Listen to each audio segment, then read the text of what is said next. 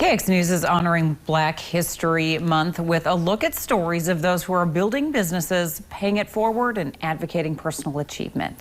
Tonight, we begin by sharing the story of a woman who had all odds stacked against her, but still found a way to overcome. And we do warn you, some of the language used may be offensive. And PJ Walker shares the story of Bell Thompson. Inside the state capitol building lies the Rough Rider Award Gallery. In it, you will see many names, including that of Bell Thompson, an international journalist. She was presented the award in 1976 and still is the only African American to be honored with the award.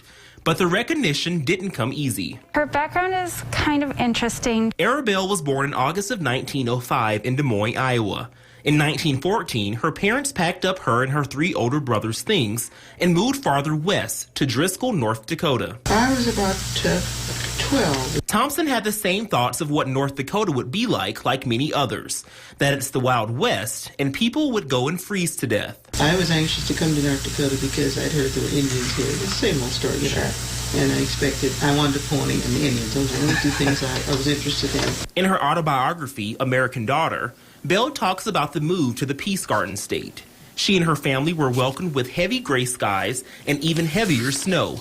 Not exactly what they expected, but she soon experienced another culture shock. There weren't a lot of Black people in the state, and so she was kind of, I don't want to say an enigma, but she was completely different than what people expected. The Thompsons were one of two Black families in the area.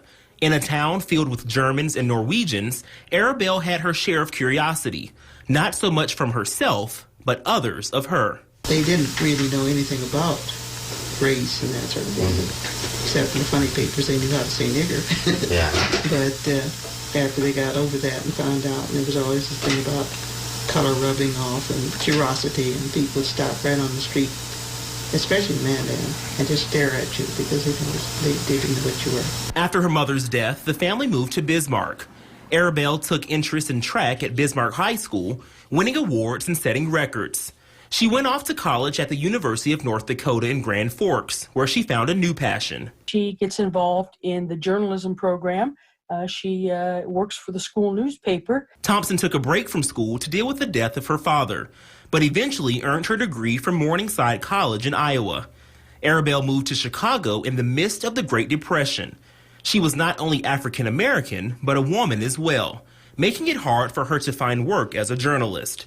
She eventually found work sharing stories of her youth, and that landed her a Newbery Scholarship. Kind of elevates her to a new level, not only within the Black community as an author, but also within the broader collection of authors in the United States. She would go off to work for Ebony magazine and climb the ranks. She held the position of international editor until her retirement, traveling to over 15 countries and doing what she knew how to do best. Writing a book about her ancestral heritage, multiple essays denouncing the treatment of women, and finishing her autobiography. It's also very important for young men, and maybe more important for young women of color, to say, okay, she did this. She's a Newbery Award winner. She works for the nation's premier Black magazine. She didn't let stuff hold her back, and she achieved mightily.